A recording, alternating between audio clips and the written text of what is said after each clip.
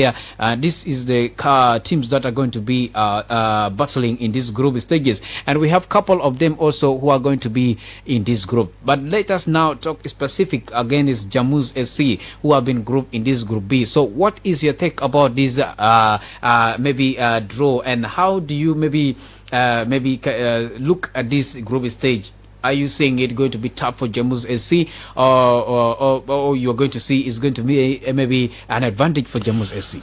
Well, I went through the groupings, and there's one team that I got, and the team is called Simba. Yes. And when you talk about Simba, who doesn't know Simba? Soccer Club of Tanzania. It has been a powerhouse. And I'm quite sure Jammu Soccer Club knows very well that this is the threat, of course, in our group. But yes, besides that, Seganda Stars has also been, making headlines, at least in the Tanzanian league. Yes. And I think they're also a side that Jammus would also try to sweat about. But then the side from Somalia, I think they would go past that team. So that means in terms of ratings, in terms of rating these Group B teams, I can say Simba, I can say Siganda. Somebody saying, what about Jammus? Yes. Jammus will be number 3, and the side from Somalia will be number 4. That's my own ratings. But if you look at the Sekafa Kagame Cup, I think this has been a traditional tournament in East Africa. I can remember a number of clubs within the country that took part. Clubs like Atalabara will tell you more about this tournament. They took part in this tournament sometimes back. I can remember 2012, and they were fantastic, reaching to later stages before being eliminated. So it tells you how far this game has been. But of course, for Jammus, those are the competitions that I think they really need it. They really need such competitions, and because they just feels like they have to be competing and representing the country in African level, probably even other levels as well. So I know it has come at the right time. Yes. Just like what they have been waiting for. But of course, I just feel like they will find it very hard against Simba. But of course, other teams, I feel like they will do something better and better. Okay. Yes. And maybe before we cross ahead to look into the other group, let us see also out how Jammus now, with the arrival of the new coach, you have seen that a lot of stories, rumors coming in that, Jammus has been really giving hard time to some players. And we have seen Taban, who have been out, some time. And that is Mokhtar Yaya, who is out. And we have seen also, that's David Sevit of Jammus, who is also back home. How do you value maybe this kind of activities that's happening maybe before the start of the tournament, or even at the start of games? So how do you see Jammus' future at this particular time? By the way, when we talk about Jammus' future, this is where sometimes somebody may fail to answer. But what I know is that every coach all over the world always works with his own style of football.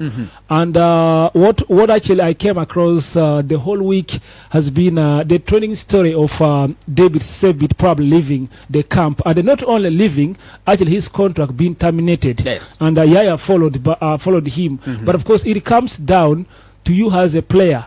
And you as a player, is it all about your training that has not been suiting the coach? Is it maybe you being weak? A lot of things that probably these players have to be considering. But above all, when I came across it, the first thing that came into my mind is, okay, why would the coach start immediately like this? Because this is your first step as the coach.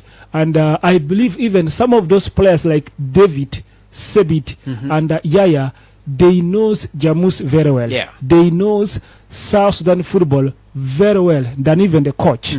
But yes, it comes down to the powers of these two people, the coach and maybe the player, yes, maybe the players. So it comes down to the power. We all know that every club nowadays, the modern football is all about giving all the powers to the coaches, of course, to decide who they want to work with, or probably which player you don't want to work with. It depends from the coach. But one thing that I can tell to the players is very simple.